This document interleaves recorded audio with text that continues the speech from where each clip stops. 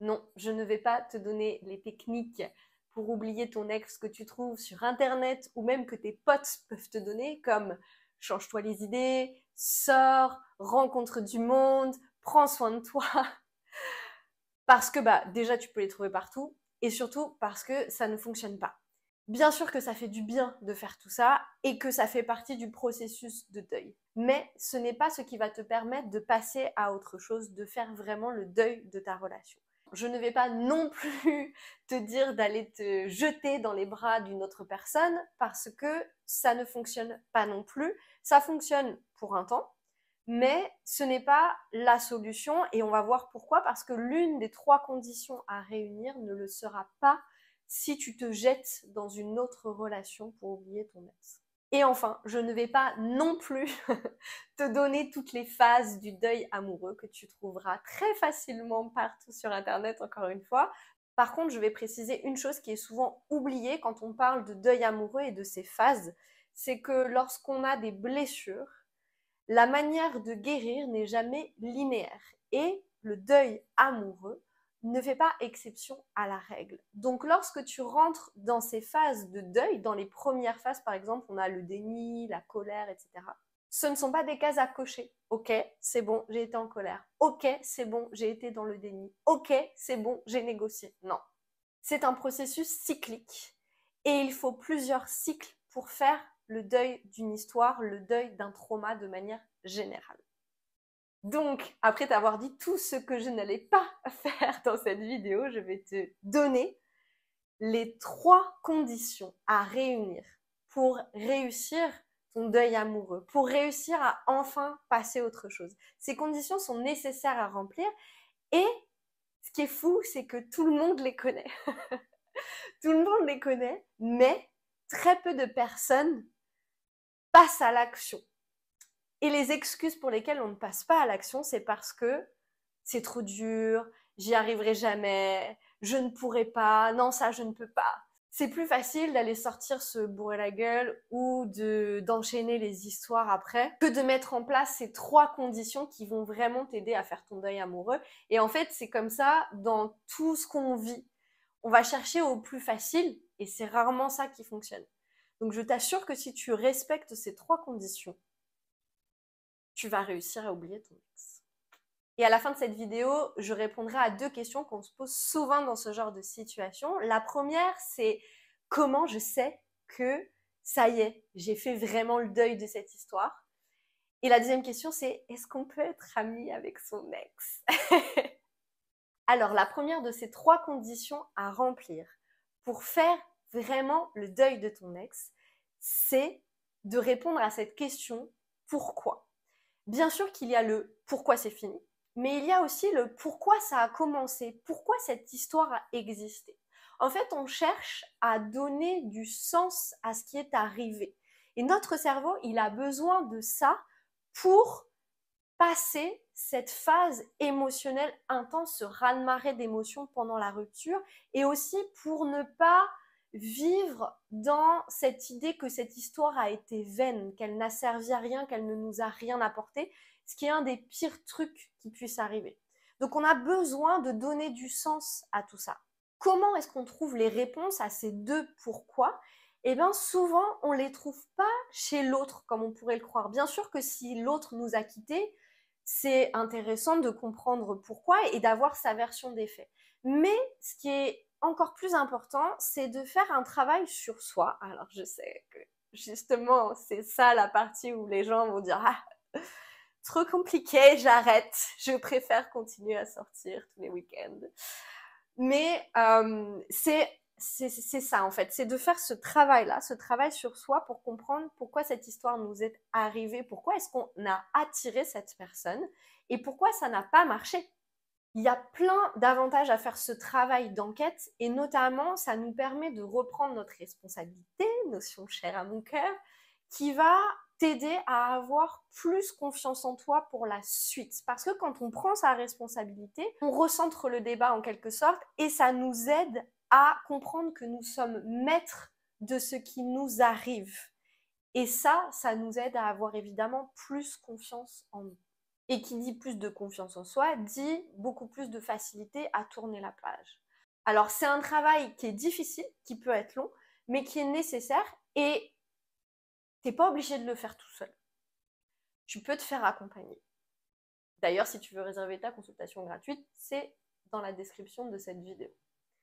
Mais ce travail, il est vraiment essentiel pour répondre au pourquoi. Je vais donner un tout petit exemple de ma vie. J'ai déjà parlé dans quelques vidéos peut-être, une de mon histoire avec une personne qui a été particulièrement manipulatrice à mon égard et qui a brisé une grande partie de qui j'étais. J'ai donné beaucoup plus de détails d'ailleurs dans la newsletter du vendredi. J'ai vraiment raconté cette histoire en plusieurs épisodes. Hein, c'est une série. Et en fait, c'est seulement lorsque j'ai pris conscience de pourquoi c'était arrivé, pourquoi cette histoire m'était arrivée à moi, que j'ai pu faire le deuil. Alors, non pas que j'étais encore amoureuse de la personne, mais j'avais encore beaucoup de colère, par exemple, beaucoup de rancœur. Et du coup, j'ai vraiment dû comprendre, prendre ma responsabilité à moi, arrêter de tout lui mettre sur le dos à un moment donné, et comprendre que j'avais tellement besoin d'amour à ce moment-là que j'étais prête à tout et du coup à me faire manipuler aussi et que quelque part ça m'arrangeait bien. C'est difficile à admettre, hein, mais bon, il a fallu beaucoup de temps, beaucoup de travail. Mais c'est vraiment ça qui m'a permis aussi de passer à autre chose et d'avoir évidemment des relations beaucoup plus saines. Après ça, la page est tournée. Deuxième condition à remplir, et c'est pas dans l'ordre, hein, c'est pas linéaire encore une fois. Une condition que là aussi tout le monde connaît, mais peu de gens vont jusqu'au bout. Il est impératif pour faire le deuil que pendant au moins un temps qui soit important, tu n'aies plus de contact avec la personne. Aucun contact, ni réel, ni virtuel. Et je précise bien virtuel parce qu'aujourd'hui, avec les portables et les réseaux sociaux, c'est normal que ce soit beaucoup plus compliqué de faire son deuil. Parce qu'en fait, la personne, elle peut être partout, elle est à un clic, elle est à un texto. Et ça nous aide pas, en fait, à passer à autre chose. Pas du tout. Donc, il faut se faire un petit peu violence à ce niveau-là, même si j'aime pas trop les il faut tout ça, mais couper les ponts. C'est vraiment important de rester sans nouvelles de la personne et surtout d'être sûr que la personne ne peut pas nous contacter et que nous ne pouvons pas contacter la personne. Sans cette absence-là, réelle et virtuelle, c'est vraiment très très compliqué de faire son deuil. C'est vraiment très très compliqué. Et alors dans des cas extrêmes où on a des enfants avec la personne, est-ce que ça veut dire que du coup on peut pas faire son deuil? Non, évidemment que non. C'est juste que ça va prendre beaucoup beaucoup plus de temps et que la souffrance on va la trimballer encore un moment quoi. Troisième condition à remplir, c'est à la fois la plus évidente et la plus difficile à accepter. Et c'est pour ça qu'il y a très peu de personnes qui vont jusque là. C'est de cesser tout espoir de pouvoir un jour se remettre avec la personne. Quand on est quitté ou quand on quitte ou quand on se sépare tout simplement, il arrive qu'il y ait ce truc de c'était pas le bon moment, on se retrouvera un jour, on est fait pour être ensemble, nos chemins vont se recroiser, etc. Alors déjà, petite chose que je trouve très importante à signaler, pour moi, si c'est pas le bon moment, hein, souvent on dit c'est pas le bon moment, mais c'était la bonne personne. Non, si c'est pas le bon moment, c'est pas la bonne personne. Je dis ça en rigolant, je sais que c'est pas drôle hein, à accepter, mais c'est comme ça. Et donc cet espoir de se remettre un jour avec la personne, que la personne revienne, réapparaisse comme par magie, que ce lien il est indestructible, qu'on s'aimera toujours, etc. C'est beau, hein, c'est romantique, mais ça nous fait souffrir en fait.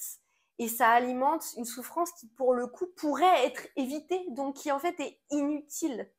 Elle ne nous apporte rien. Hein. Autant, bien sûr, toutes nos émotions, aussi désagréables soient-elles, nous apportent quelque chose, ont un message à nous transmettre. Autant entretenir ce lien et ce faux espoir, ça ne sert vraiment qu'à nous faire souffrir. Hein. Il y a zéro avantage. D'ailleurs, souvent dans les ruptures où une des deux personnes retrouve quelqu'un assez rapidement et que l'autre est au courant, ça lui met une énorme claque, mais c'est souvent une claque salutaire. une claque nécessaire qui va l'aider d'autant plus à passer à autre chose. Donc oui, c'est violent de se couper de cet espoir. Ça fait mal sur le coup, mais ça fait moins mal que d'entretenir une souffrance sur le long terme, parce que en fait ça peut durer longtemps, hein. Et je parle en connaissance de cause parce que je l'ai vécu et parce que j'accompagne des personnes aussi qui traversent ce genre d'épreuves. Donc voilà pour moi ces 3 conditions qui sont vraiment hyper importantes.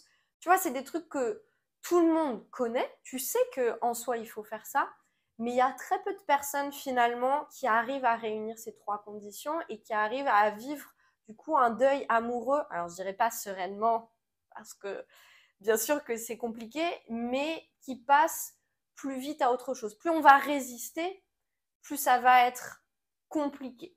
Évidemment, je ne t'apprends rien. Comme promis, je vais donc répondre aux 2 questions que j'ai citées tout au début de la vidéo, qui étaient comment est-ce qu'on sait qu'on a fait le deuil? Comment est-ce qu'on sait qu'on est passé à autre chose? Eh bien, et ça vaut dans n'importe quel type de situation, donc pas forcément que la rupture, mais à partir du moment où on est capable de penser à cet événement, à cette relation, on est capable d'en parler sans avoir d'émotions inconfortables qui remontent. J'entends par inconfortable la colère, le ressentiment, la frustration, la tristesse, le dégoût. Toutes ces émotions, quand on a fait le deuil, elles n'ont plus lieu d'exister et elles laissent place à une forme de sérénité. On a compris pourquoi cette histoire avait existé, pourquoi elle était finie. Et quand on a fait vraiment le deuil de cette histoire, on est capable totalement de pardonner tout ce qui s'est passé, de demander pardon aussi bien sûr, et de dire merci. De dire merci pour toutes les belles choses qu'on a vécues, mais aussi pour toutes les leçons que cette relation a mis en lumière. Et question qui peut en découler directement, est-ce qu'on peut être ami avec son ex? Oui, on peut être ami avec son ex. Mais alors, bien évidemment, c'est pareil, hein, je ne suis pas revenue dessus, mais bon, le temps, hein, je ne vais pas vous dire il faut du temps pour... vous savez. Oui, on peut être ami avec son ex, mais déjà, il faut avoir réuni ces 3 conditions. Il faut avoir répondu à ses pourquoi. Il faut avoir laissé de l'espace entre vous, laissé de la distance. Et surtout, il faut bien évidemment qu'il n'y ait pas espoir de se remettre avec la personne, sinon il y a un décalage. Donc oui, on peut être ami avec son ex, mais attention. Attention déjà d'avoir respecté ces 3 conditions et ça peut valoir le coup de se demander pourquoi. Pourquoi est-ce qu'on veut être ami avec cette personne? Est-ce que c'est pour les bonnes raisons? Est-ce que c'est pour maintenir un lien? Est-ce que c'est sain? Est-ce que c'est malsain? Ça, chacun est libre de décider. Merci beaucoup d'avoir regardé cette vidéo. J'espère que vous avez appris des trucs, parce que c'est l'idée. N'hésitez pas à la liker, ça m'encourage à continuer à faire ce contenu et à tenir le rythme d'1 fois par semaine pour les vidéos et 1 fois par mois pour les méditations. Et on se retrouve très vite.